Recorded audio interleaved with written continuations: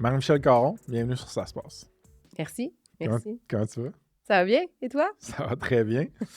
Fait que je pense que c'est la première fois que je peux dire qu'on a un invité qui a littéralement pris l'avion puis changé de pays juste pour venir sur le podcast Ça se passe. Il y a ça. Il y avait aussi la famille. La famille Exact. qui est à Québec. Mais ça me fait super plaisir d'être là. Merci pour l'invitation. Ben oui, moi aussi. C'est réciproque. Écoute, normalement, je demande aux invités comment on s'est connus. La réponse à ça est assez rapide, là, fait que je t'ai carrément outreach sur LinkedIn parce que t'as été, je pense, suggéré par mon excellent algorithme. Puis j'étais là, hein, son parcours à elle, c'est malade. J'ai le goût d'avoir aussi des parcours d'expats, tu sais, de monde qui ont fait de la tech au Québec longtemps, Coveo, on va pouvoir en reparler, mais qui sont allés succeed aussi ailleurs. Ça nous donne un contraste des marchés. Fait que je suis vraiment content que tu aies dit oui. Tu nous fais-tu un mini recap de t'es qui? Là? Tu sais, ton parcours professionnel en accéléré, ça ressemblait à quoi? Écoute, j'ai grandi à Québec. J'ai étudié à l'Université Laval. Et donc, ma première vraie job sérieuse, c'était chez Coveo. OK. J'ai passé presque 10 ans chez Coveo. Du début à la fin, là, je suis partie lorsque la compagnie est allée publique. OK. Et récemment, j'ai joint, en fait, plutôt récent, là, ça fait presque 2 ans que je suis avec Thrive. OK. C'est une compagnie américaine basée à Dallas, au Texas, OK. qui est tradée au Nasdaq. Parfait. Puis ton skill set, ça ressemble à quoi, mettons? Là? Parce que tu peux faire un paquet d'affaires dans des compagnies tech comme Coveo puis Thrive aujourd'hui. Mais ouais, je suis curieux de voir c'est où que t'as shiné, mettons. Tout ce qui est d'être responsable de la croissance. OK. Donc, il y a plusieurs façons qu'on peut voir puis parler de la croissance. Il y a de la croissance via des ventes directes, des partenaires puis tout ça. C'est pas mal que je m'occupe. Parfait. Là, ton titre actuel chez Thrive, c'est Présidente des marchés internationaux. président des marchés internationaux. Puis avant, chez Coveo, c'était Senior Vice President Global Alliances. Exact. Je l'ai eu? Exact, oui. Let's go. Parfait. J'ai le goût, avant qu'on rentre plus creux dans ces deux étapes-là cruciales, mettons, de ta carrière, de catcher pourquoi tu as décidé d'aller en tech. Quand est-ce que ça a juste apparu dans ta tête ou dans ta sélection de choix de carrière? Écoute, très rapidement, je me suis rendu compte que la tech, c'est à la base de tout. Tu peux plus être une infirmière sans être touché par la tech. Tu peux plus être un professeur sans être touché par la tech. Tu peux pas être un avocat sans être touché par la tech. Donc, toutes les sphères professionnelles sont influencées, sont encore grandement influencées par la technologie. Donc, moi, je me suis dit, bien, écoute, je vais rentrer dans ce monde-là. Je veux joindre une compagnie qui fait de la tech, puis apprendre comment ça fonctionne. Parce que, tu sais, tu vas pas à l'école pour apprendre la tech, à mon époque. Ouais. Je pense que c'est encore vrai à plusieurs égards. Puis là, Coveo arrive comment dans le décor? Toi, tu connais quelqu'un qui travaille là ou t'es comme juste cold outreach, j'applique, laissez-moi venir botter des fesses ici? Écoute, Coveo, quand j'ai joint la compagnie était, je pense qu'il y avait comme une vingtaine d'employés. OK. C'était encore tout petit. Je connaissais écoute, j'aimerais ça. Je ne sais pas par cœur en quelle année j'ai joint Coveo. Il va falloir que je regarde. C'est sur le profil LinkedIn. Ouais, Je ne me souviens plus par cœur. On va le mettre dans les choses. Mais je connaissais leur directeur RH. Ou en tout cas, à l'époque, je me souviens plus quel était son titre, là, mais je connaissais quelqu'un. Puis aussi, il y avait un des vendeurs que je connaissais. Donc c'est comme ça qu'on a appris à se connaître. Et que j'ai joint la compagnie, j'ai rencontré les dirigeants à l'époque. Puis écoute, je suis sortie de là, j'avais les yeux qui brillaient. Je disais, OK, non, c'est... Parce qu'avant Coveo, j'ai comme fait 4 business en 2 ans. Tu sais, le typique parcours que tu dis, mais tu ne seras jamais capable de trouver de job, ça n'a pas de bon sens. Puis je me disais, mais there's no way this is going to be it. Ça se peut pas que ce soit ça le monde des affaires. Ça se peut pas que ce soit ça pourquoi je suis allée à l'école, puis j'ai étudié autant. Puis quand j'ai joint Coveo, j'ai dit, OK, non, this one's good. Ouais. T'avais-tu des signaux qui te permettaient de dire this one's good, mettons? Les gens, brillants, allumés, motivés, les ongles dans la table, qui veulent tout graffiner, qui veulent tout arracher. Ils voulaient gagner. Je voulais joindre une équipe de winners, puis c'était ce que Coveo était à l'époque. Fait que t'as fait un 10 ans chez Coveo? Pas tout à fait. Pas tout à fait Pas 10 tout ans? à fait. Bonne couple d'années quand même. Comment ton rôle a évolué à peu près du jour 1 à quand t'es parti, mettons, de Coveo? Écoute, chez Coveo, j'étais responsable des alliances puis des partenariats. Fait que dans le fond, jour 1, c'était inexistant et on a fallu qu'on le monte puis qu'on le développe. Fait que ça a commencé en prenant le téléphone, en faisant du cold call, puis en parlant aux partenaires d'une compagnie qui s'appelait Sidecore parce qu'on l'avait identifié comme une compagnie partenaire potentielle. OK. Et écoute, jusqu'à monter une équipe, jusqu'à élargir l'horizon des responsabilités vers des alliances technologiques, jusqu'à driver des leads pour l'équipe de vente d'aller closer. OK. Fait que beaucoup de stock. Juste, mettons, pour le monde qui n'a pas écouté le podcast que j'ai fait avec, mettons, Vincent Bernard, qui est directeur de la R&D, si j'essaie de résumer un peu ce que Coveo fait, Coveo, c'est une solution technologique, une plateforme technologique qui permet de faire, d'implémenter des moteurs de recherche, d'indexer une quantité d'informations phénoménale, d'ajouter des règles d'affaires dans tout ça, de personnaliser les expériences digitales de l'autre côté du produit.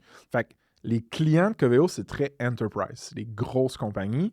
Puis c'est pas une solution que tu cliques nécessairement sur 3 pitons, puis tu mets ta carte de crédit, puis là, tu l'utilises. C'est pas un petit SaaS, mettons. Non.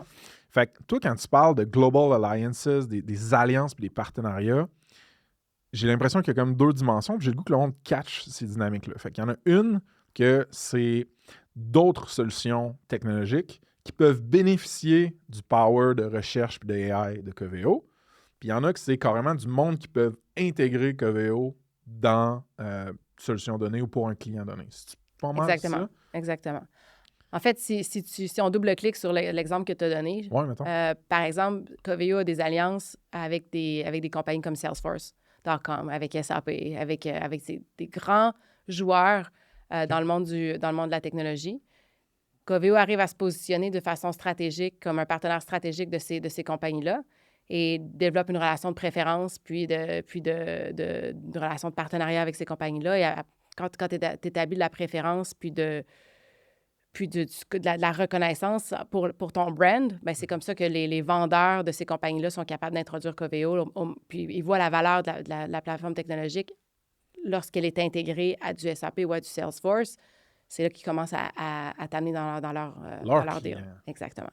Ça, c'est la relation d'alliance technologique. Puis la relation de partenaire, il y a des system integrators, comme par exemple, je ne sais pas moi, écoute, j'ai envie de dire, à Montréal, il y avait à l'époque, là, il y avait des Absolunet, il y avait des compagnies, des system integrator partners que c'est leur bread and butter d'intégrer des technologies. Ouais. Donc, eux, ils deviennent experts à intégrer Coveo, puis aussi, naturellement, ils vont t'amener dans certaines opportunités de vente. Puis comment ces partenaires d'intégration-là, mettons, avec Coveo, qui sont à l'externe, se différencient du côté service à l'interne dans Coveo? Ça dépend du type de client, mettons, parce que, tu sais, mettons, Vincent me parlait qu'Astor, il y a quand même une grosse équipe de services à l'interne chez Coveo. Fait que eux, c'est quoi? C'est pour des deals custom qui sont directs Coveo et client potentiel versus Coveo allié client potentiel. C'est-tu ça un peu? Ou? Écoute, ça fait quand même presque 2 ans que j'ai quitté, mais une des choses qui semble, si tu lis là, les rapports de Coveo, là, c'est une compagnie publique, tu peux... Exact. Ce que je vois, c'est que Coveo est en train de se positionner vers du very, very large enterprise, puis d'aller vers des encore plus grands clients. Donc, à l'époque, quand Coveo était plus petit, on avait des deal size qui étaient plus petits avec des intégrations avec des sites web où est-ce que là, des SI partners pouvaient devenir experts puis pouvaient relativement facilement intégrer notre solution. Là, avec l'intégration du AI dans leur plateforme puis la direction dans laquelle la compagnie se rend, je pense qu'il y a encore de la place pour les partenaires, mais les partenaires, naturellement, c'est des Accenture, c'est des Deloitte, c'est des very large partners aussi. Exact. Oui, un niveau enterprise avec très complet, exactement. J'ai pas vraiment fricoté de mon bord, du moins. Puis, on dirait que de l'extérieur, puis ça, je l'ai dit aux différents contacts que j'ai maintenant chez Coveo, ça m'a longtemps, et encore, semblé comme une pépinière à talent un peu. C'est-à-dire que je vois du monde vraiment qui ont faim, qui performent, faire un bon bout de chemin là, puis après ça, aller soit se lancer une autre entreprise ou step up dans un autre rôle, très critique ailleurs. Puis j'ai l'impression que tu en es un exemple de ça, mettons. C'était-tu un feeling que tu as vécu à l'interne quand toi, tu étais là-bas? Absolument. Oui? Absolument. Ben, écoute, je répète ce que j'ai dit, c'est des winners. Mm. C'est vraiment particulier. Là. Les années qu'on a passées là, que j'ai passées là, c'est des années qui sont vraiment mémorables. Puis c'est une pépinière à talent, oui. Je pense qu'ils engagent des talents locaux. C'est Ouais, aussi ça, là. Tu vas sur leur page de leur site web, puis tu regardes l'équipe exécutive, puis c'est des jeunes femmes, des jeunes hommes du Québec. Oui, il y en a de partout ailleurs, c'est une compagnie. Mais ils sont capables d'amener, puis ils ont amené beaucoup d'entre nous, incluant moi, à vraiment... Écoute, je ne serais pas où est-ce que je suis dans ma carrière si c'était pas de Coveo. Nice. Fait que oui, pépinière à talent, puis pépinière à... Aussi, là, c'est pas juste du talent, c'est aussi une pépinière à innovation. Ouais, exact. La quantité d'innovation dans la technologique qui sort de là, c'est capoté. Là. Ce que les gars de la R&D sont capables de faire, le chiffre que Laurent a manœuvré de s'en aller vers le e-commerce il y a quelques années était complètement stratégique. Puis la façon dont ils sont capables d'exécuter, c'est incroyable. Mm. Donc oui, là, j'ai pas pour rien que j'ai passé presque une décennie avec eux. Exact.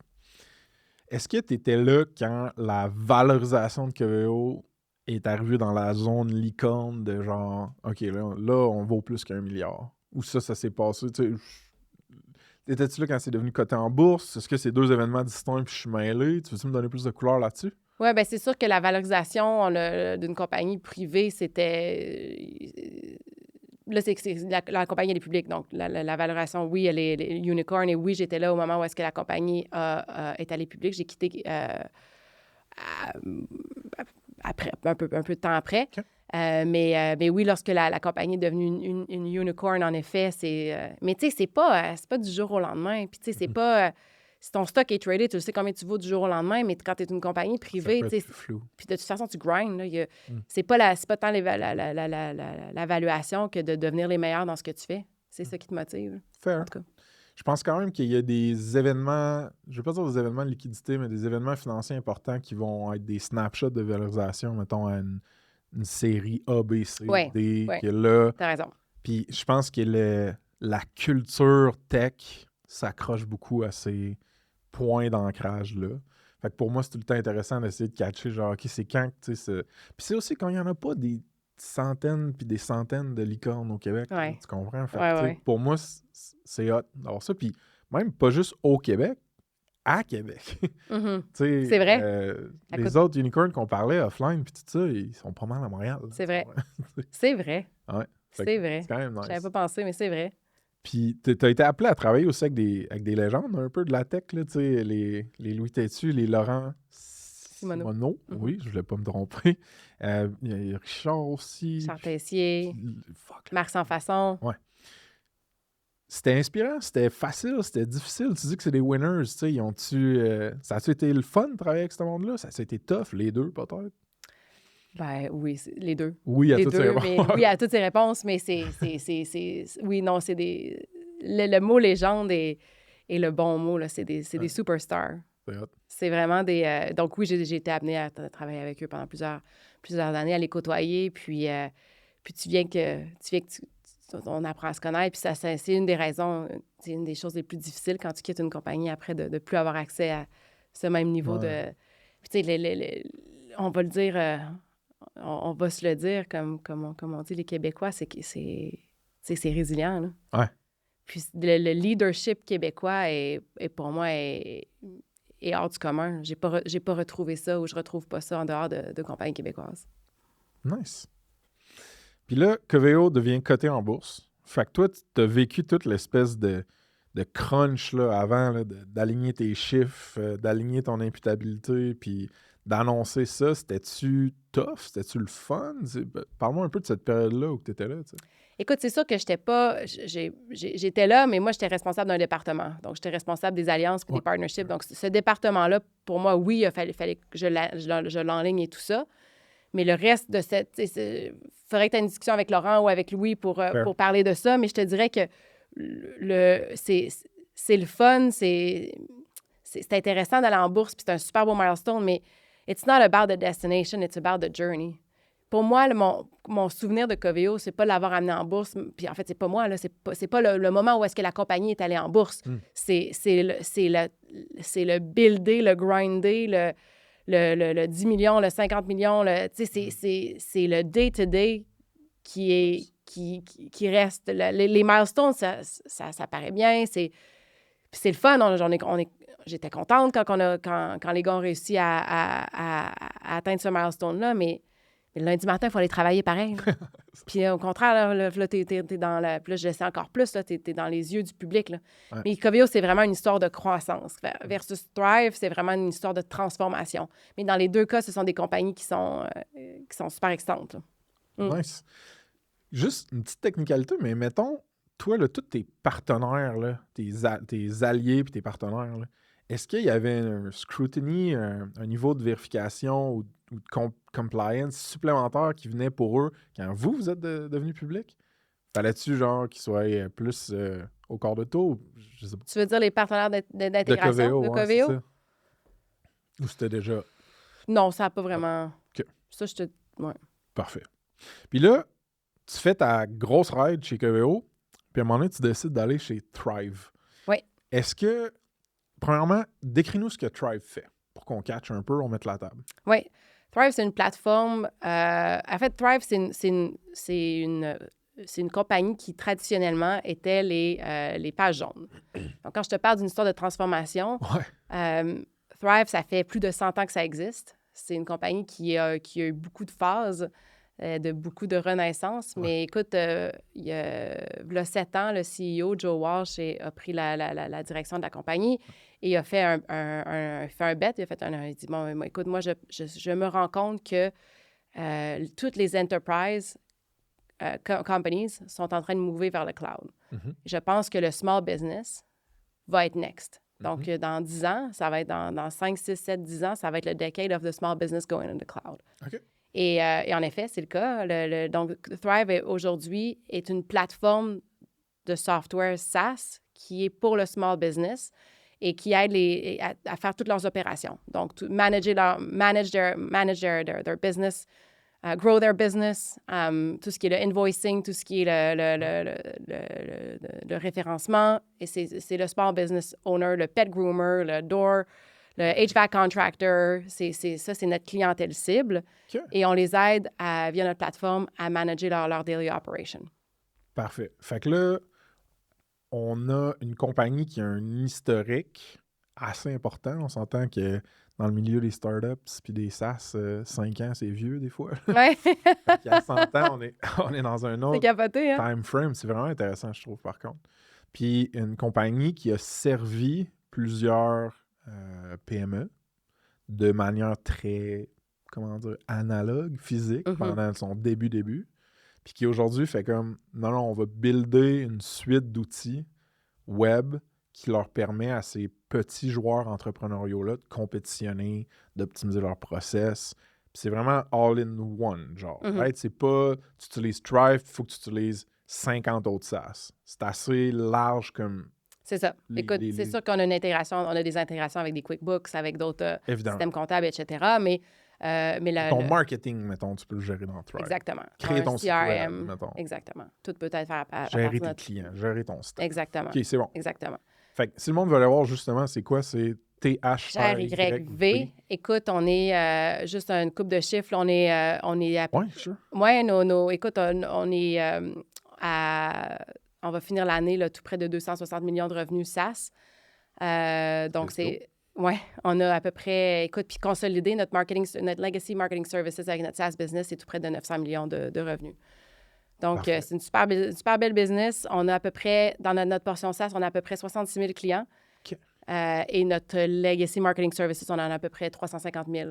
Puis là, on parle un service de marketing legacy qui était basically comme une méga agence. C'est un peu ça, tu sais, qui aidait ces commerçants-là ou ces entrepreneurs-là de plus petite taille à avoir de la visibilité, de la publicité sur un paquet de canaux différents. C'est un peu ça. Hein? Écoute, oui, on peut... C'est un des aspects de l'offre, mais tu sais, Thrive aussi, dans sa legacy business, fait encore des phone books. On imprime encore des... Littéralement? Oui. Wow, il y a encore des... Non, j'ai pas pris l'avion avec. C'est trop lourd. Ouais, c'est ça, ils vont t'overcharge. C'est ça. Mais c'est le fun parce que, puis, naturellement, cette compagnie-là a toujours aidé les small business au niveau de la localisation, leur présence. Alors, ça a toujours été le marché qui ont servi. Donc, nous, on connaît le marché. On a 350 000, on a un install base de 350 000 clients qu'on peut aller vendre puis morpher et vendre notre plateforme SaaS. Et je te dirais que ça, c'est un des plus gros lead sources pour nous. Sinon, c'est dans les 66 000 clients qui nous utilisent à toutes les semaines, à tous les jours, bien, eux autres, ils nous réfèrent à leurs amis, à leurs, etc., etc. Donc, le coffee shop propriétaire exact. peut parler au jardinier. Exact. Jardinier. Le jardinier, oui. Le peintre, ce sont tous des boutique de clients. vêtements, ça peut être n'importe quoi. quoi. On est spécialisé beaucoup dans le services, dans les small business qui sont pour les Parfait. services. Fait que moi, mettons, j'offre des services de peinture, des services de ménage. OK. Exact, ça, c'est notre Puis un fun fact à propos de Thrive, puis on s'en est rendu compte quand on a fait notre call d'intro, c'est qu'un point commun qu'on a, c'est que moi, j'ai travaillé chez Douda pendant un bout parce qu'ils ont acheté ma compagnie Snipcart. Puis Thrive est un client de Douda aussi. Oui, fait que c'était comme un petit thing. Ah, intéressant. Exact. Mais là, on catch un petit peu Thrive, c'est quoi? On catch l'ampleur, là. Tu nous as fait un portrait de métrique. Je veux juste prendre un pas de recul. Puis pourquoi toi, tu as décidé d'aller chez Thrive? Parce que là, tu avais une vraiment belle stretch de carrière. Tu as un réseau, tu as un skill set de gestion, de croissance, tout ça, senior. Tu peux faire plein d'affaires. Pourquoi tu décides, mettons, d'aller chez Thrive? Il y a plusieurs raisons, mais je te dirais qu'une des raisons principales était que la mission de la compagnie me parlait beaucoup. OK. Je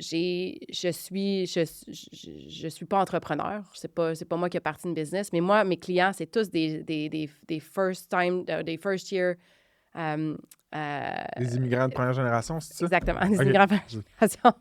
Merci. Yeah, no stress.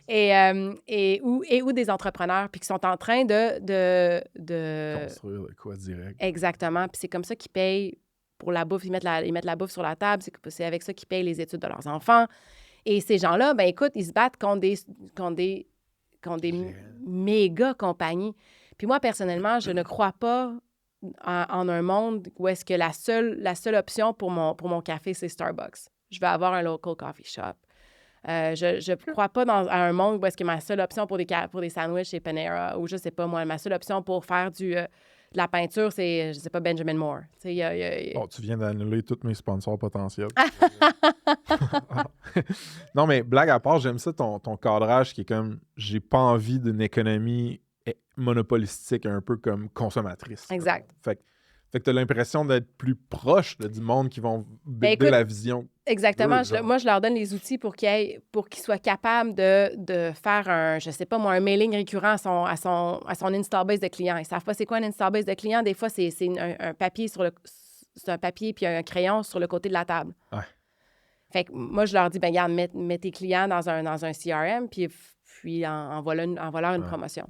Ça, c'est un exemple. La densité d'optimisation potentielle qu'il y a dans des business un petit peu plus briques et mortiers, des business physiques ou plus traditionnels, de services aussi, comme tu dis. Mais ta question était pourquoi la transition vers Thrive? Écoute, le meaning est là. Ouais. Exact. Puis aussi, au niveau personnel, au niveau de la carrière, le défi était là aussi. Ouais. Chez Coveo, j'ai appris beaucoup au niveau des alliances puis des partenariats. Chez Thrive, écoute, c'est complètement différent. J'en fais, mais c'est pas ça principalement. Principalement, c'est de l'expansion à l'international et c'est une croissance qui est beaucoup par acquisition. Donc, le skill set est complètement différent. OK, bien, rentrons un petit peu plus là-dedans. Mettons une présidente des marchés internationaux sur une compagnie cotée en bourse américaine. Qui fait en revenu consolidé 900 millions, mais en revenu SaaS, genre 265, 251. Oui, c'est ça, 200, un petit peu plus. Ouais, on est juste à quelques millions près, rendu là. Hein? Ça fait quoi dans la vie? Genre, ton day-to-day, c'est quoi, genre, là, à part venir sur des podcasts?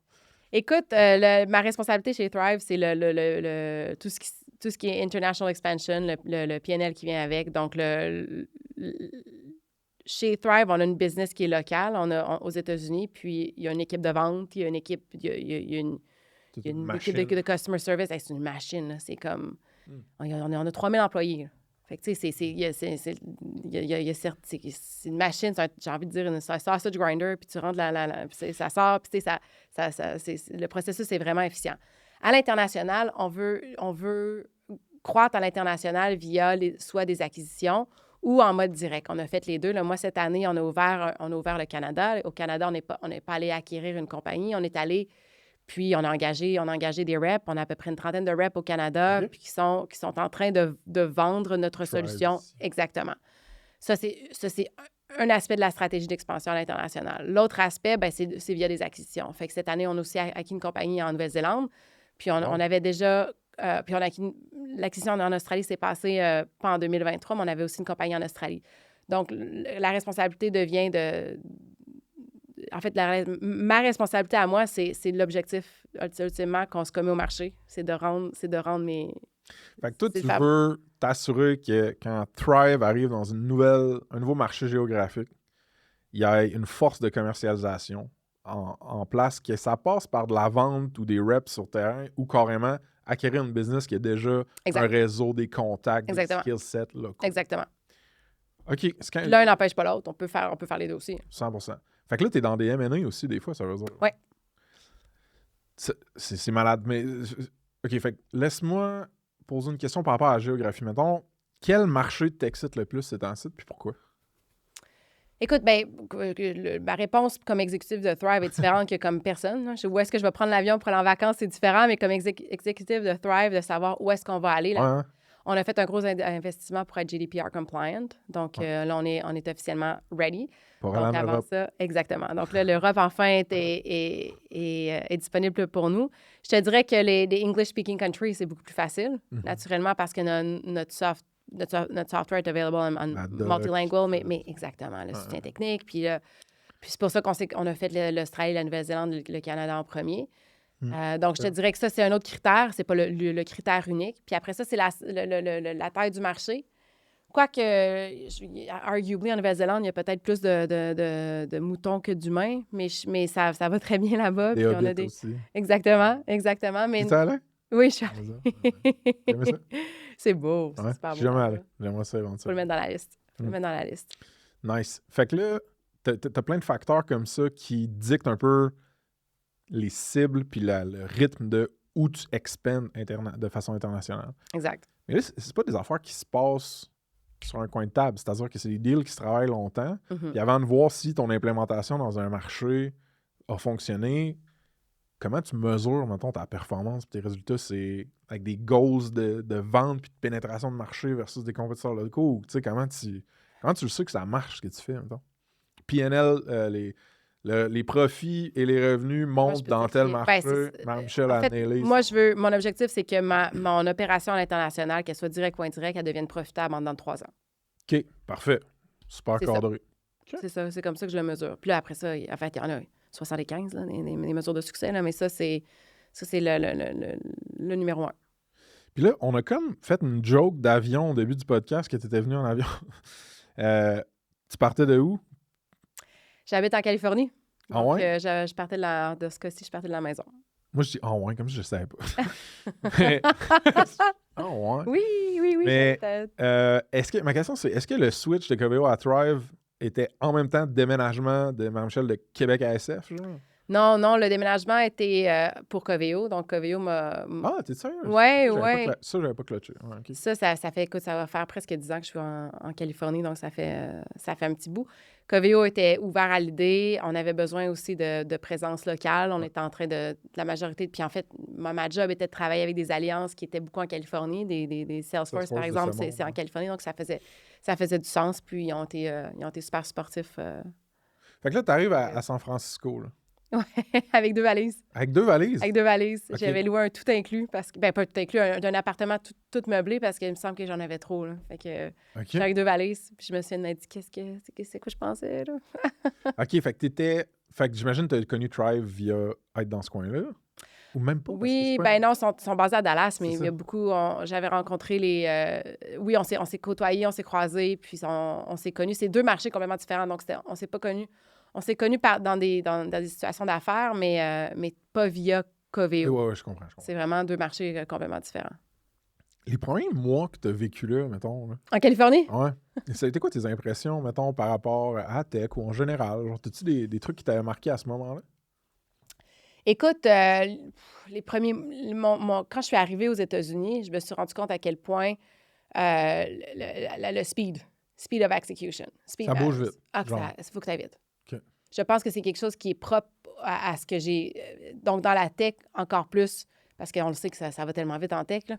Mais moi, c'est une chose que, même, puis San Francisco n'est plus ce qu'elle était. On peut avoir une whole discussion about that. C'est que c'est quand même très, très, très beau. Et je pense que les médias en mettent un petit peu, là, mais ceci étant dit, San Francisco est une pépinière de talent. Je reprends ton terme. Là. Je me souviens, là, écoute, je vais te dire, j'allais dans un coffee shop, je m'assoyais, puis la personne à côté de moi qui était je me souviens d'avoir rencontré la CMO de Stitch Fix, qui est une compagnie qui commençait, là, c'est une super belle compagnie, ça. Nice.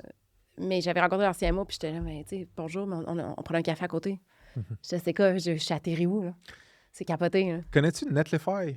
Oui. Ouais, bon. Oui. Nous, évidemment, eux, ils étaient beaucoup dans le monde de la programmation front-end, puis le hosting, puis le déploiement de sites statiques, puis un paquet d'affaires, right? Oui.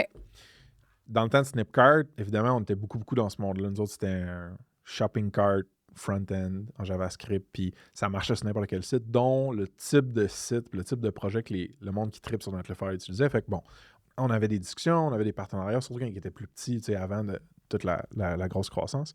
Puis je me rappelle, on était allé à New York dans une conférence, c'était la genre de Jamstack Conf à New York, puis c'était organisé par Netlify, puis on avait fait une ride de Uber avec les deux cofondateurs de San Francisco. Puis tu sais, les gars, ils viennent de la Scandinavie, je ne me rappelle plus où exactement. Fait que c'est aussi des expats, entrepreneurs tech qui vont vivre la Silicon Valley life ou whatever on veut appeler ça. Puis j'étais comme...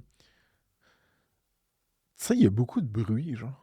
J'étais comme, tu sais, il y a beaucoup de choses, les médias en parlaient déjà, de certains aspects plus sociaux, challengeants de vivre à SF. J'étais comme, vous venez pas de là, tu sais, j'étais comme, tu sais, votre business est 100% distribué, pourquoi, c'est juste parce qu'il y a des VC là-bas, tu sais, c'était des questions naïves, puis j'étais plus jeune aussi, je pense, mais c'est drôle parce que un des deux co-founders, c'est ça qu'il m'a dit, dude, t'as même pas idée de la concentration de talent qu'il y a là-bas. Il dit, je vais dans un café, là, je lève ma main, je pose une question sur le JavaScript ou whatever, là, puis il y a un top engineer de LinkedIn qui me répond en 2 secondes. Fait qu'il dit, tu sais, c'est juste un exemple boboche, mais il dit, tu sais, la concentration, ça a vraiment, vraiment marqué ça. Puis je pense que ça semble continuer d'être vrai.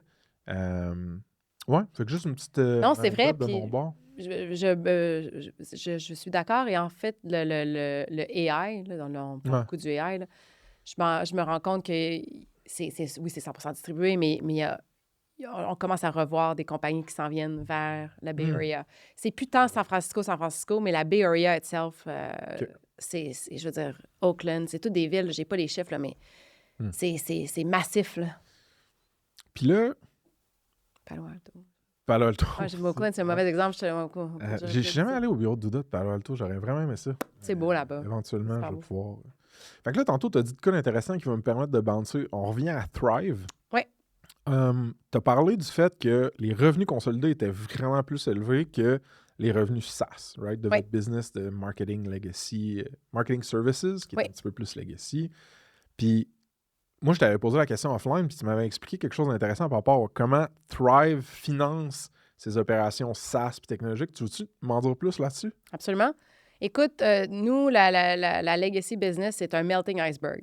Ça génère du cash, c'est EBITDA positive. Encore une fois, tout est publicly available. Mais c'est une business qui est... C'est pas vrai qu'elle est... Le futur, c'est... Exactement. Puis on le modèle à peu près à en fait, je le modèle à peu près à 20% de décroissance. Décroissance, exactement. Okay. Ouais. C'est drôle de le dire en français. J'ai tout le temps envie de le dire en anglais. Un défi de carrière. Donc, oui, c'est ça. Donc, c'est comme ça qu'on le modèle. Par contre, ça génère du cash et on s'en sert pour investir de faire notre investissement dans le SaaS. Donc, nous, c'est une business. C'est pas 2 business. C'est une seule business. Notre objectif, c'est que d'ici la fin de l'année prochaine, notre SaaS business soit 40% de nos revenus. Et éventuellement, devenir une pure SaaS business, mais on utilise la totalité de la business pour subventionner nos opérations SaaS. Et en fait, la beauté de tout ça, puis ce qui est unique à nous, c'est que nous, on a accès à notre install base de clients. Qu'est-ce que ça veut dire, un install base? J'ai 350 000 clients dans mon marketing services qui sont des clients potentiels pour ma plateforme SaaS. Parfait. Fait que je suis pas obligée d'aller payer Facebook, des ads, etc. Je peux demander à mes reps d'aller vendre à nos clients. C'est déjà une audience capturée. Exactement, exactement. Puis surtout dans le monde du small business, il y a beaucoup de churn, le pet groomer ou je sais pas, peu importe, le painter, il est peut-être plus en business dans 2-3 ans. Okay.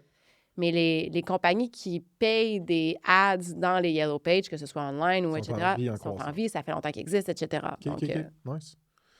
Puis là, tu as parlé justement du fait que tu as ta propre base d'utilisateurs d'un service plus legacy que tu peux convertir en SaaS. Par contre, vous devez essayer d'en trouver des nouveaux aussi. Tu sais, l'acquisition chez Thrive, c'est exclusivement à partir de cette genre de mine d'or que vous avez là ou vous êtes out there dans le market, vous faites de la pub? Ça ressemble à quoi, genre? Oui, non, c'est the latter. C'est sûr que ça, je te dirais que c'est à peu près 30 de nos revenus viennent de cette... 30 de nos revenus viennent de ça. Un autre 30 qui vient des referrals. Oui, qui viennent clients qui... Exactement, exactement. Puis un des investissements qu'on a fait cette année, c'est en PLG, donc un Product-Led Growth Motion avec un freemium offering out there. Donc, nous, notre plateforme, sans rentrer dans les détails, on a un petit peu à la HubSpot, où est-ce qu'il y a plusieurs hubs. Nous, on a plusieurs centers. Donc, on a notre Business Center, Marketing Center, puis notre Command Center qui est free forever. Puis, donc, ça, c'est aussi une façon d'aller acquérir des nouveaux clients. Fait que là, dans le fond, tu amènes de la valeur gratuitement avec des cas d'utilisation qui sont, mettons, Command Center, ça fait quoi dans la vie, là, ça? Écoute, ça consolide tous tes emails. Fait que dans le fond, l'entrepreneur qui reçoit, il y a une page Facebook, il y a une page Instagram, il y a son Gmail, il y a son texte de téléphone. Il peut recevoir des demandes, puis c'est le speed matters. Faut que si tu veux j'aurais besoin d'une soumission. Closer tes clients. C'était pas que tu veux.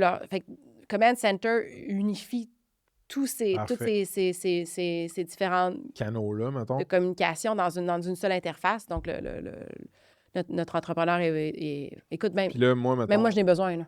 OK. J'exagère, là, mais tu sais, j'ai tellement de ouais. Mais moi aussi, je l'ai vécu, ça, la difficulté de être à jour dans tous les différents canaux. Là. Mettons, j'avais une app qui centralisait tout, puis là, elle buguait un peu, je l'ai enlevé, mais whatever. Fait que là, ta personne, ton entrepreneur là, à la tête d'une PME arrive dans le Command Center puis est comme « Wow, je peux gérer toutes mes communications qui ont rapport à ma business en même place sans cliquer sur 17 apps, en oubliant un message, en oubliant un email, whatever. » Puis là, après ça, Product-Led Growth, vous offrez déjà de la valeur gratuitement. Vous avez des mécanismes via l'UI, via peut-être des personnes... l'idée, ça serait plus vers dans le produit. Success. Oui, pour arriver de... Non, mais dans ce cas-ci, c'est sûr qu'on a des gens au téléphone et tout ça, mais on a un paquet de signal quand un client devient plus qualifié, potentiel à devenir compatible pour un des centers qui sont payés. Les autres offres. Là, c'est sûr qu'on a un vendeur qui va... On a un système en place avec des outils... à la SalesLoft et Salesforce pour opérationnaliser tout ça. Okay. Et ça fait une très bonne job. Mais l'idée, pour arriver vers une plus grande profitabilité, on veut que le plus possible, ça soit fait dans le produit. Puis, dépensez-vous en plus, je ne sais pas si c'est trop spécifique ou privé comme information, probablement pas tant que ça vu que c'est une compagnie publique, mais dépensez-vous, mettons, en ads, en contenu marketing, en SEO pour rentrer du monde dans le funnel peut-être du premier centre qui est gratuit? Là, Absolument, absolument. Puis en fait, un des shifts qu'on va faire majeur, c'est de partir d'une sales-led growth motion où est-ce que le call to action dans ton ad Facebook, c'était book a demo ou même sur notre site web versus try it for free. Qui est plus product-led, là.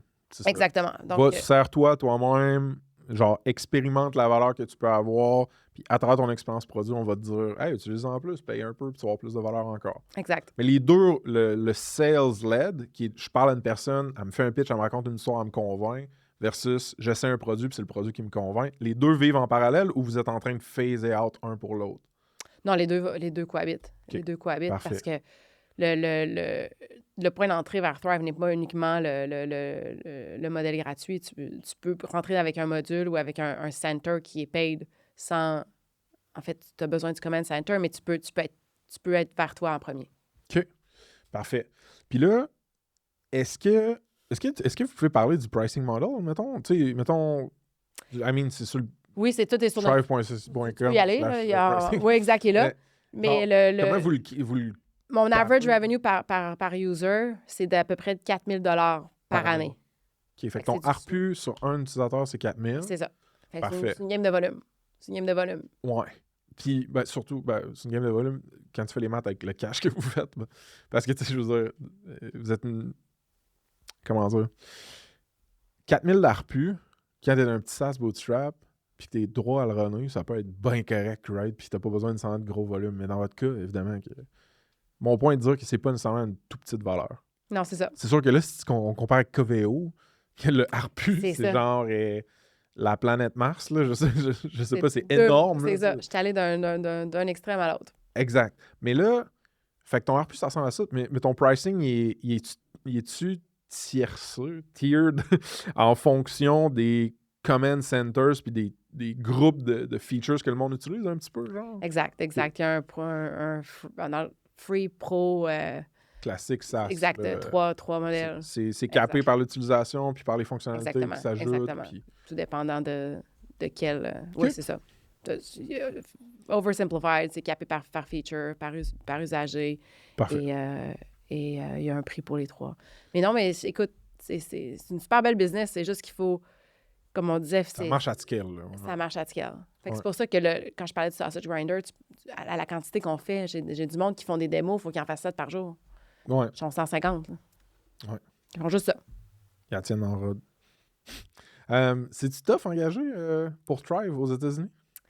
C'est une bonne question. Je pense que le talent le talent est vraiment, surtout à cause de la pandémie, le talent est vraiment devenu très international. Nous, on a pris la décision d'être remote only.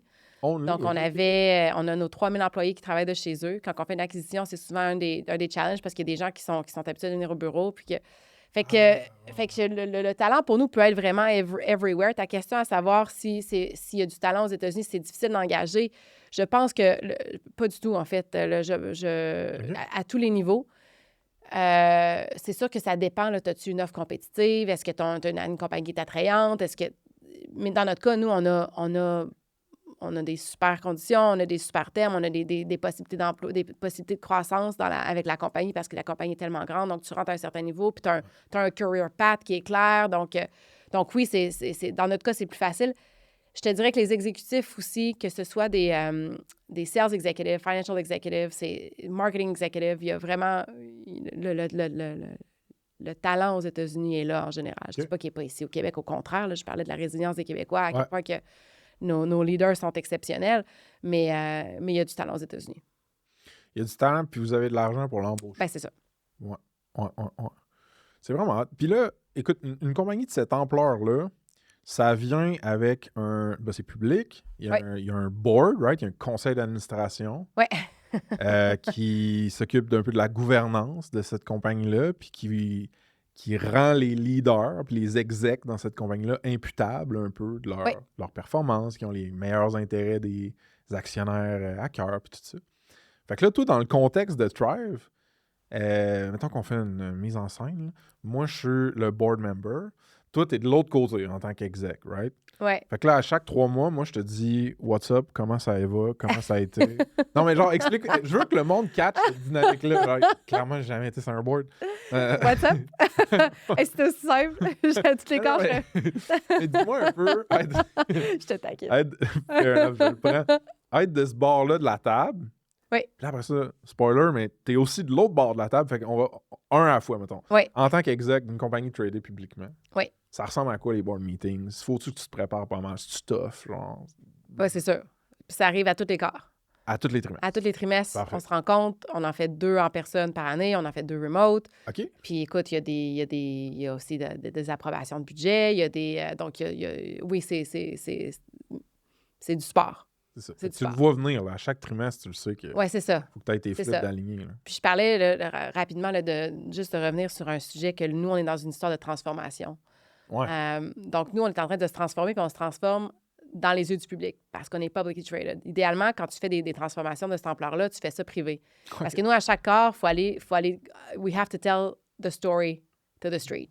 OK, c'est ça. Puis you got to convince them that the price of the stock should go, exactement. Donc, fait que là, toi, tu vas dans la rue, c'est ce que tu dis, puis tu cries l'histoire de Tribe.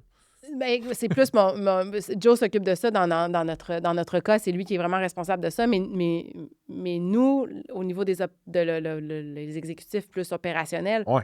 faut livrer. OK. Fait que là, ta question par rapport au conseil d'administration, eux, à tous les mois, à tous les quarts, c'est-à-dire, on leur dit, voici comment on a closé, rouge, vert, jaune, par rapport à une série de métriques. On a des KPI. KPIs. Exactement. Puis on passe à travers ça. Puis après ça, il faut leur expliquer le pourquoi du comment de chacune des performances. On essaie toujours de se mettre dans une position où est-ce qu'on va under-promise, over-achieve. C'est pas toujours facile, mais dans notre cas, ça va quand même bien. On a un board on a changé le board il y a je pense que ça fait 2-3 ans là, qu'il y a eu des gros changements au niveau du conseil d'administration de Thrive. On a amené des exécutifs SaaS parce que c'était des... la transformation. Exactement, qui comprennent un peu plus ce qu'on fait. Mais tu sais, il y a quelques années, c'était grow at all costs. Puis nos board members nous disaient, vous investissez, you gotta grow faster. Puis là, le marché a changé. Puis ça, it's now profitable growth. Ouais. Puis c'est comme not growing at all costs. Puis c'est intéressant. C'est une super dynamique. Mais dans notre cas, c'est sûr que ça prend énormément de préparation. Faut que tu aies un CFO complètement robuste, là, qui soit nickel. Puis il y a aussi un pipeline de data, d'attribution, Ah oui. qui est sharp parce que tu peux pas arriver en disant... Tu peux pas bootstrapper. Tu peux pas il manque $1 million, je sais pas, il est où. non, je peux... C'est moi qui l'ai. Mais, blague à part. Fait que là, mettons que ça va pas bien. Là. Mettons que les KPIs de Marie-Michel et tous ses collègues sont dans le rouge foncé. Là. Le board, là, c'est quoi qu'il doit faire? Il doit faire genre, all right, guys, comment qu'on va corriger la situation? Puis là, il faut que tu arrives avec un plan d'action. Puis... Écoute, la responsabilité du board member, c'est de... Ouais, non, c'est ça. Mais c'est de représenter les shareholders. Tu sais, c'est de faire... Donc c'est sa responsabilité. Donc nous, si continuellement, on ne livre pas, puis on n'a pas de bonne histoire pour justifier pourquoi ou de bonnes solutions à court, moyen, long terme, ben c'est ça. Ils ont l'autorité... Il va falloir que je me trouve une job ailleurs. Ouais, c'est ça. Si ça se passe, si jamais, on va probablement embaucher, tu m'écris, si jamais tu passes du vert au rouge, parce que je sais que t'es une killer puis que t'es dans le vert, j'essaie de me reprendre. Non, mais blague à part, le monde, c'est important qu'ils comprennent ça. Je pense que le board a l'autorité de prendre des décisions existentielles au niveau du leadership et de la compagnie, right? Si les intérêts des share owners, des actionnaires, ils sont mal respectés, ça se peut qu'il y ait des changements du roulement. Exactement. Et on l'a vu récemment là, avec la saga d'OpenAI. Absolument. Le board a kické out leur CEO, finalement. C'est fait kicker out. Exactement. Le board s'est fait kicker out. Ça, c'est un autre... Mais ça, c'est un autre power dynamic, mettons. Exactement. Ouais. Mais oui, ils peuvent le faire, mais normalement, tu sais, on est... aligné, puis le monde travaille dans le même c'est ça, puis dans notre cas, c'est des super bonnes personnes aussi. On va souper, puis tu sais, Ouais. Puis, t'es de l'autre bord aussi. C'est-à-dire que toi, tu sièges sur des conseils d'administration pour des SaaS ou des entreprises technologiques. Oui. Veux-tu me parler un peu de cette expérience-là? Bien sûr. C'est une différente préparation? C'est-tu plus humain? Parle-moi de ça, ça m'intéresse. Oui. 2 compagnies. Il y a une compagnie basée à Montréal. Ouais. Les gars sont super sharp, la gang de potluck. Je vous encourage à aller les voir. Moi, je les trouve tellement bons. Nice. Et là, une compagnie à Milwaukee qui s'appelle Saltbox Management. C'est un SI, partner, c'est un System Integrator Partner. C'est une compagnie de OK. C'est un gars avec qui je travaillais quand j'étais chez Coveo. Lui était un de nos partners, il s'est parti en affaires, puis là, ça a rendu à peu près une 50aine d'employés. Fait qu'il t'a demandé d'être sur le board. Oui, ça fait quelques années. Puis Potluck, c'est arrivé comment, ça, que tu arrives sur le board pour eux? C'était via Investissement Québec que je les ai rencontrés. Donc c'est via un de mes contacts. Et comme je le disais, ta question était à l'expérience, de parler un petit peu de l'expérience comme board member. Écoute, moi, j'ai la chance de siéger sur 2 compagnies qui ne sont pas à problème. Donc, c'est sûr que c'est plus facile. Je ne sais pas c'est quoi l'expérience. C'est comme gérer de la décroissance ou gérer du drama. Dans mon cas, je n'ai pas besoin de faire ça. Pour moi, ça me donne... Je suis très inspirée par le travail des gars, que ce soit de Saltbox ou de Potluck. C'est toujours bien d'avoir d'avoir deux perspectives. Des fois, je viens tellement dans mon day-to-day de Thrive que des fois, de take a step back, ils te font des présentations sur leur stratégie de croissance, puis comment qu'eux pensent à des problèmes. Puis je me disais, non, mais c'est pas bête, là. Moi, ça, je pourrais faire ça chez nous aussi, là. Ouais. Fait que, tu sais, ça donne un petit peu de... Donc, pour moi, c'est très bénéfique. Et je trouve aussi que ça me garde aussi dans l'économie locale. Là. Moi, je suis expatriée en Californie. Ma famille est en Californie, mais mon cœur est au Québec. Là. J'arrive d'ici, je ne serais pas du tout où est-ce que je suis dans ma vie si ce n'était pas de Québec, là, de l'Université Laval, de Coveo, puis tout ce monde-là. J'ai l'impression que c'est une façon pour moi de redonner un petit peu à la communauté. Donc, la gang de potluck. Et là, ta question était à l'effet de la préparation nécessaire. C'est sûr que là, il faut que tu connaisses les financials. Faut que tu connaisses ça sur le bout de tes doigts parce qu'il faut que tu sois capable de dire... Puis, tu sais, ils te le diront pas, là, si... je dis pas que c'est le cas, là, mais tu sais, les entrepreneurs, en général, ils vont pas... Puis je le sais, là, je prépare mes slides pour le board. Je leur vanterai pas que si j'ai manqué... S'ils s'en souviennent plus l'année passée, c'était combien, je ferai pas exprès pour le mettre sur une slide en... Tu sais, faut que tu sois prêt, là. Ouais. Fait que... Puis je dis pas que c'est le cas, pas du tout, là, au contraire. C'est ta job de challenger aussi quand tu es sur le board. C'est-à-dire challenger des discussions. On rentre pas dans l'opération, c'est pas la job, mais dans la stratégie, par contre. Dans la stratégie, on a... Ouais. Donc, si tu raises, tu le fais quand? Puis, est-ce que tu veux ouvrir un bureau, par exemple, la gang de Saltbox on décide d'ouvrir un bureau au Mexique, puis on a une grosse conversation là-dessus. Pourquoi le Mexique? Pourquoi pas ailleurs? Chez nous, quand on a ouvert un bureau en ODR, au Dominican Republic, c'est une conversation qu'on a à nos boards. OK, parfait.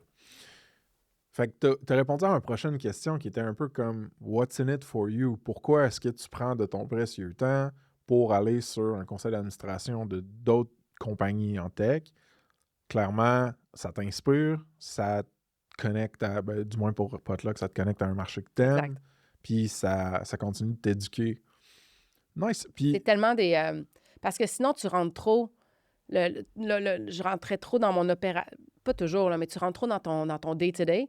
Puis d'avoir une perspective, quand tu t'assieds avec... C'est ça, tu t'assieds avec d'autres gens, tu es capable de comprendre comment eux voient un problème. On est 5 autour de la table, puis c'est le même problème, puis on le voit les 5 différemment. Ouais. Fait que c'est super intéressant. Non, je pense que c'est de l'apprentissage par exposition aussi, exact. comme tu dis, puis... En théorie, le monde qui vont sur le board avec toi, c'est pas des pingouins. Là, fait qu'ils ont quelque chose d'intéressant à dire. Non! Des pingouins. Tu as mentionné que ton cœur était au Québec. Puis le mien y est aussi, là, pour plusieurs raisons. Je pense que je ferais pas ça se passe si je croyais pas au potentiel et à la qualité de notre marché et de notre communauté tech au Québec. Mais force est de constater que la tech au Québec, il y a quand même beaucoup de différences avec d'autres marchés. Puis je pense qu'on a un héritage ou une dette culturelle, je ne sais pas comment le cadrer, ou est-ce qu'il y a un certain tabou au niveau de l'argent. Je pense qu'on a souvent pointé du doigt ceux qui réussissent ou les anglos qui réussissent. Puis l'argent, c'est pas tout le temps bien perçu d'en avoir, d'en faire, puis d'en parler aussi au Québec. Puis ma question pour toi, c'est un peu, as-tu l'impression qu'on commence à être moins né pour un petit pain, mettons, au Québec? Complètement. Je pense que c'est un mix de plusieurs facteurs. Je pense que là, on se l'est dit aussi, là, ça fait quand même quelques années qu'on se dit c'est assez comme Québécois. Je pense que ce soit les médias sociaux, l'internationalisation, le peuple québécois, par définition, en tout cas, moi, ce que je vois du peuple québécois, c'est que c'est des gens qui sont très résilients, travaillants et qui figure out des solutions à des problèmes. Des doers. Des doers, exactement. Donc, là, je pense qu'on commence à reconnaître notre valeur, puis on est capable d'aller la chercher, absolument. Tu penses-tu que, spécifiquement au niveau de la tech, tu penses-tu qu'on a assez de support du côté privé, donc du financement de capital de risque ou autre, puis du côté public, donc les villes, les gouvernements, tout ça, pour booster notre talent en tech au Québec? Peut-être que tu es un petit peu déconnecté, mais en même temps, tu es encore sur un board. Oui, non, mais écoute, je pense que l'entrepreneur, le savvy entrepreneur, il va pas juste se limiter au Québec pour ses options de financement. Je pense que n'importe quel entrepreneur qui veut partir sa compagnie au Québec est capable d'aller chercher du financement est-ce qu'il y en a assez? Je pense qu'il n'y en a pas assez. Je pense qu'il pourrait avoir une plus grande offre d'investissement, de capital de risque, etc. Mais il y en a quand même, puis il y en a aussi ailleurs. Je veux dire, si tu as une bonne idée, si tu as une bonne techno, puis tu as un bon modèle d'affaires, tu peux aller en Californie puis aller hit the road. Là. On a eu plein de fondateurs sur le pod qui ont fait direct ça. Exactement. Des fondateurs d'ici.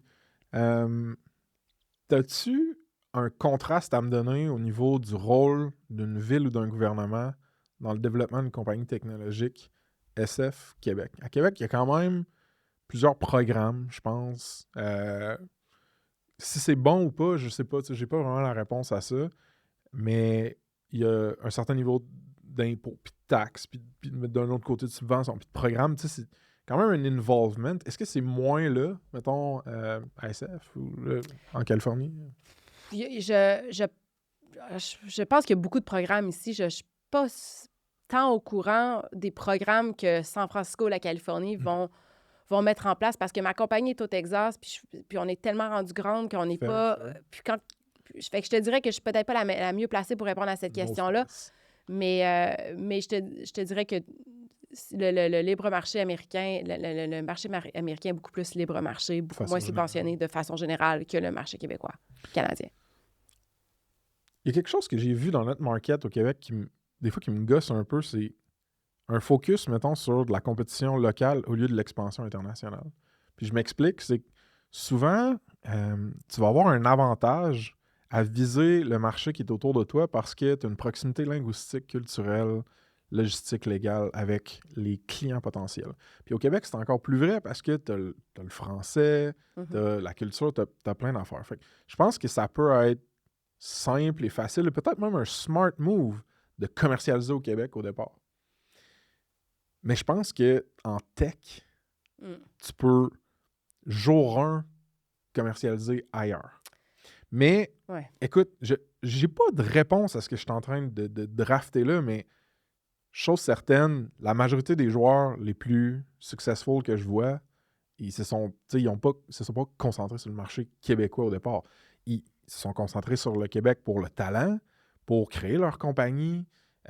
C'est leur racine, c'est leur cœur, mais ils commercialisent à l'international parce que c'est un marché global, en SaaS. Fait que, je sais pas. Je sais pas si ça te fait sonner une cloche. C'est sûr que ça dépend le marché que tu sers. Moi, mes clients sont très locaux, donc la localisation, elle est très importante. On a commencé par les...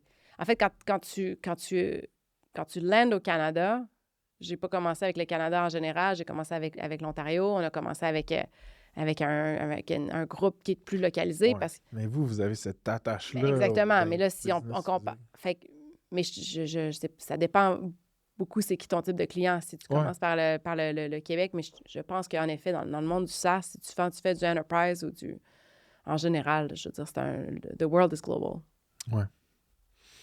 C'est du food for thought pour moi. Ouais. La perception de la culture entrepreneuriale, as-tu l'impression qu'aux États-Unis, parce que tu as dit, les Québécois se retroussent les manches, sont résilients, ils ont du talent, tout ça, mais as-tu l'impression que l'espèce de sentiment de hustler, là, de go-getter, il est plus fort aux États-Unis qu'ici?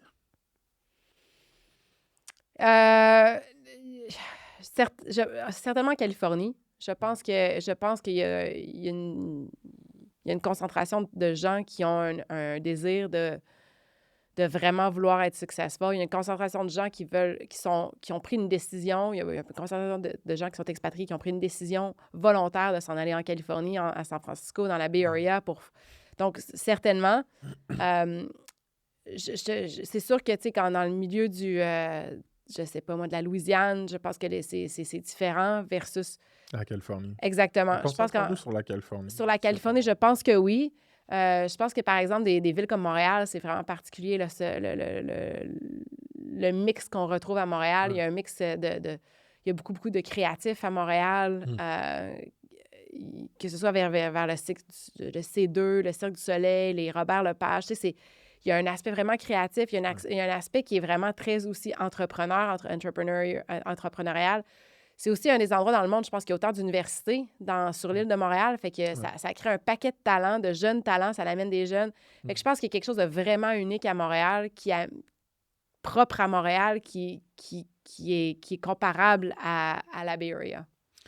Je pense juste, je sais pas si c'est fair comme énoncé, mais je pense que l'ambition fait plus partie de la discussion là-bas qu'ici.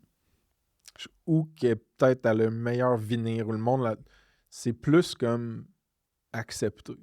De l'échantillon de monde que j'ai vu, tu sais, qui viennent de là-bas, que j'ai parlé de là-bas, puis versus ici, puis j'ai quand même l'impression que tu dis lifestyle business, dépendamment de où tu dis ça, si tu dis là-bas ou si tu dis ici, ça peut être genre une insulte ou pas pantoute, au contraire, une félicitation, tu sais. J'ai comme l'impression, je sais pas.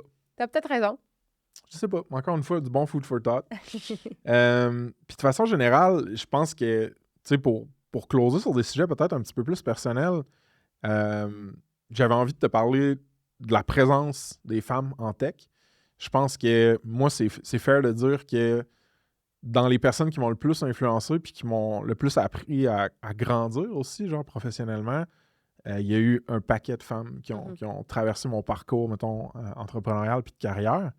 Puis, par contre, en me rapprochant, surtout vers, tu sais, au début, on était 3-4 white boys dans, tu sais, tu comprends, il n'y en avait juste pas, là. Aucune forme de diversité, tu sais. À la fin, quand on a commencé à Douda, j'étais beaucoup plus fier de ce côté-là dans notre compagnie à plusieurs égards. Mais en me rapprochant de certaines femmes, tu sais, j'ai entendu toutes sortes d'histoires.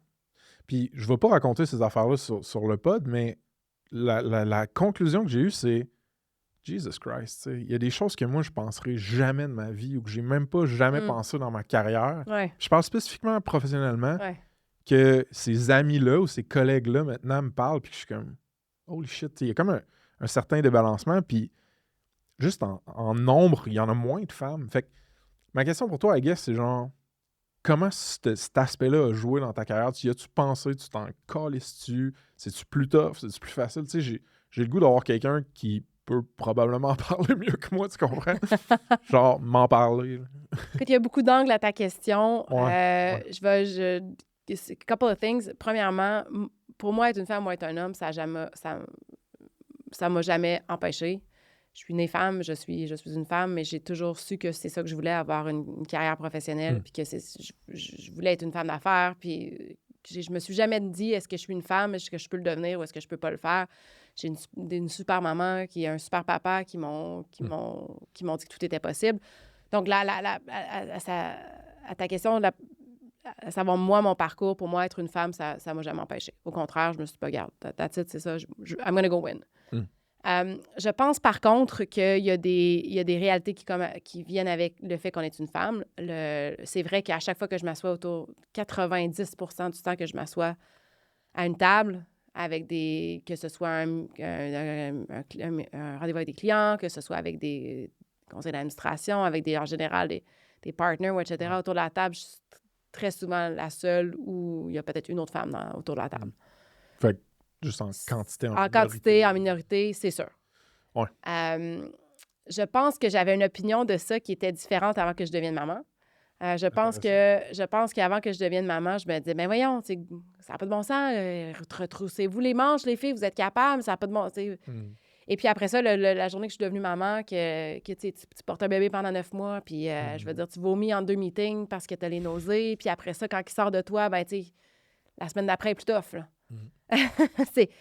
C'est pas pareil, là. Ouais. C'est pas pareil. Fait que pour moi, c'est venu avec ça. Donc, j'ai beaucoup d'empathie pour les femmes qui sont un peu en train de débattre si c'est pour elles ou c'est pas pour elles de faire un cheminement professionnel à haut niveau.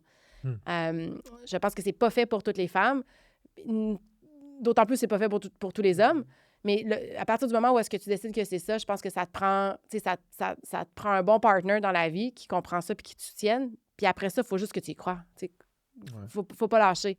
Est-ce que c'est plus dur être une femme ou pas? Je pense que là, tu sais, c'est pas facile, en général, que tu sois un gars ou une femme. Le parcours entrepreneurial n'est pas facile. La majorité, la vérité, c'est que la majorité des gens qui se partent en affaires vont fail. They will not succeed.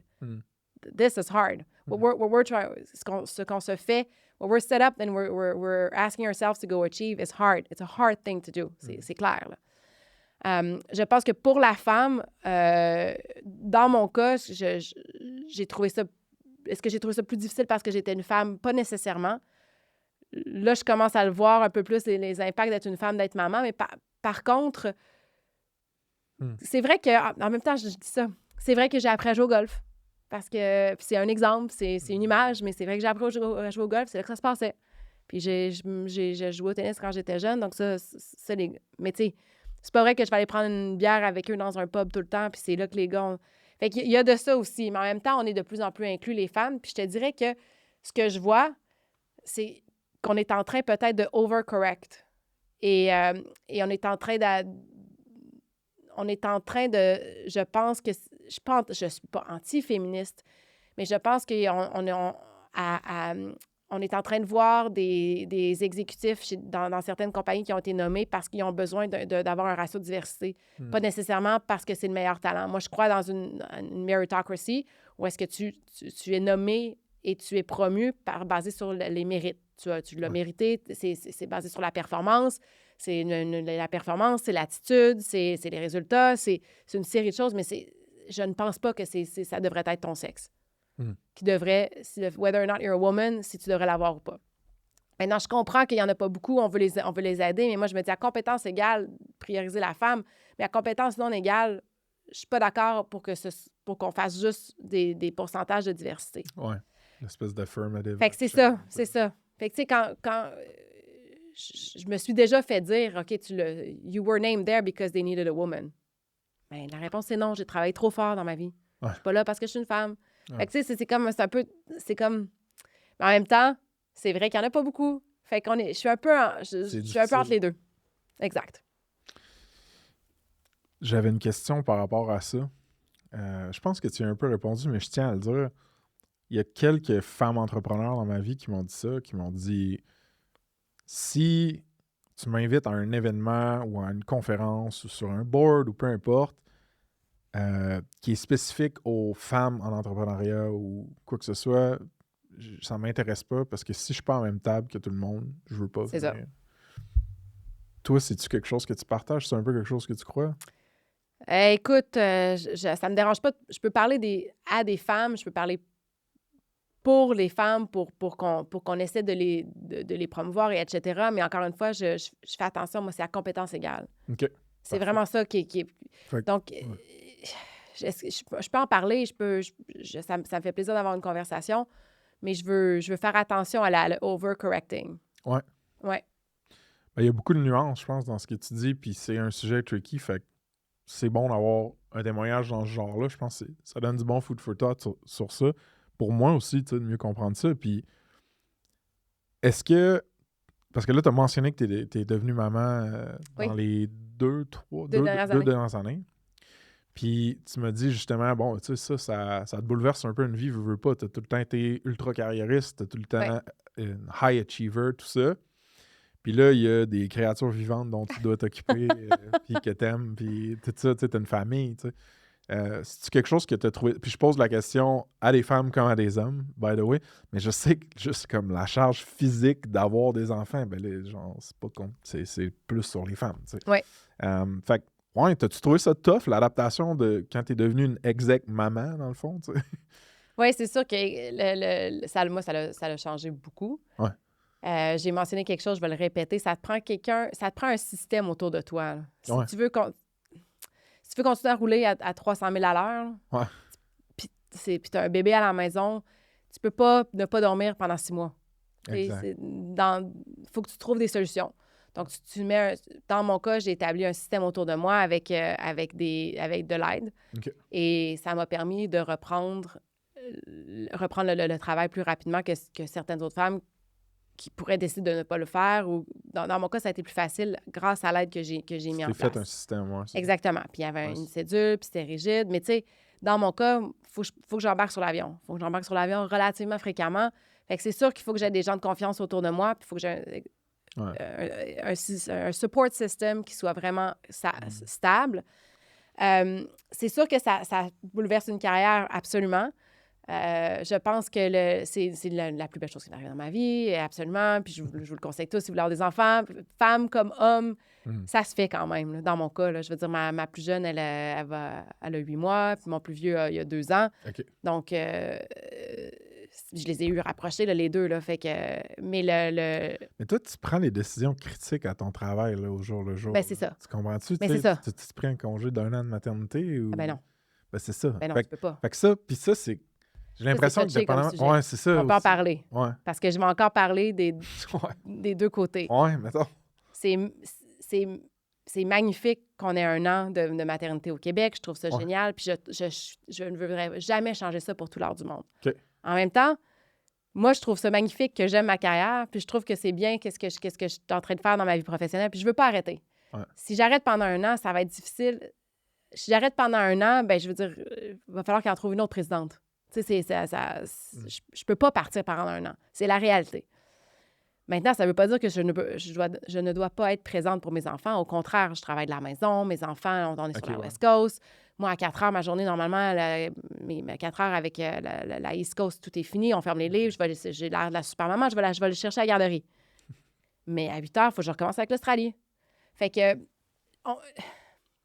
je pense que cette décision-là doit rester une décision qui est vraiment individuelle et personnelle à toutes les femmes. Combien de temps tu veux prendre en congé de maternité? Est-ce que tu veux rester au travail? Est-ce que tu veux arrêter le travail? Je veux dire, j'ai des amis qui ont décidé qu'ils voulaient arrêter le travail et c'est totally fine. C'est super. Puis tant mieux si tu peux le faire. Puis tant mieux s'il y a une société puis un système en place qui te permet de prendre ces décisions-là.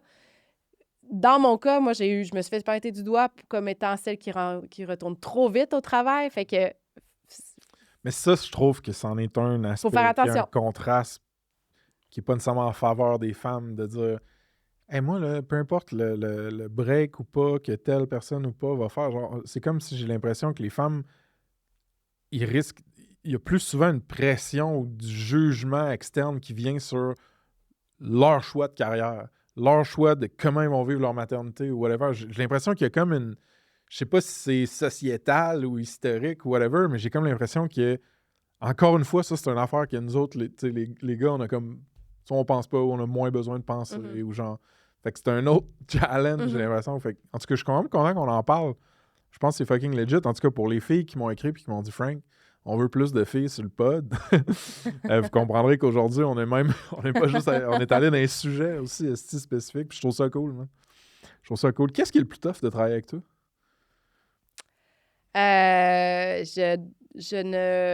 Comme putain de avec moi. I don't reward effort. Okay. It has to yield.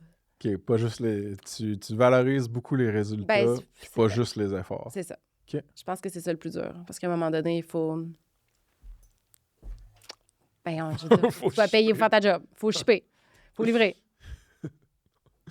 Je suis en train de me faire un scénario dans ma tête de genre, tu sais, mettons ton kid qui est dans une compétition. Mais non, c'est différent. Non, je sais. Mais au travail, c'est sûr qu'il faut que... Ouais. T'as une job à faire. OK. Parfait. Y a-t-il des erreurs que tu as faites que tu es à l'aise de partager professionnellement? Je pense que les erreurs que j'ai faites, en général, je mettrais ça dans une catégorie, puis j'en ai fait plein, là. Je peux t'en faire une liste, là, demain. Mais la plus grande erreur que j'ai fait, puis que j'essaie de ne pas refaire, c'est de rester dans l'inactivité. C'est-à-dire que rester en mouvement. Quand il y a un problème, puis que t'arrêtes tout complètement, dans mon cas, ça me fait pas avancer.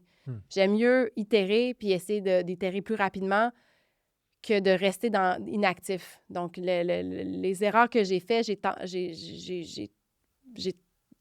pas assez passé à l'action.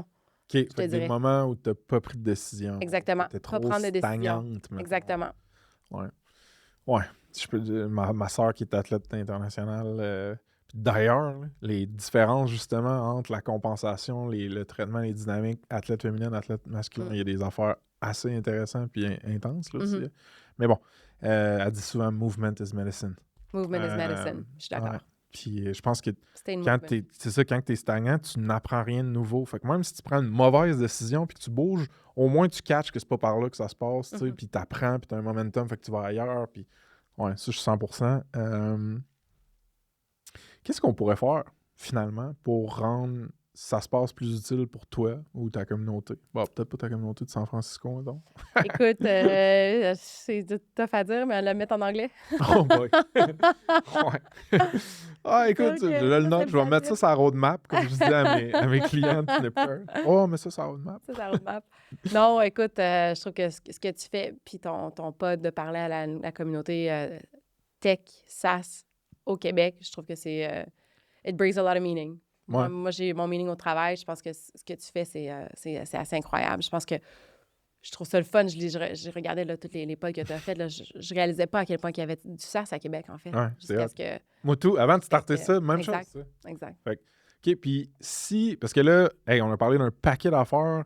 Si jamais il y a du monde qui sont intéressés à comme piggybacker ou double-cliquer sur des affaires que tu as dit ou qui veulent juste te parler, LinkedIn, comment tu... Ouais, LinkedIn, c'est le plus facile. Marie-Michel Caron. Oui, c'est sûr que la réponse ne sera pas rapide là, parce que je sais pas combien de LinkedIn mes messages, mais Speed, Marie, let's go. je sais, mais not speed in everything. Mais speed matters, mais ouais, ça me fait plaisir. Un LinkedIn, ça, c'est le plus facile. Je vais linker Ouais. les show notes. Merci, Marie. Merci, ça m'a fait plaisir. C'était le fun.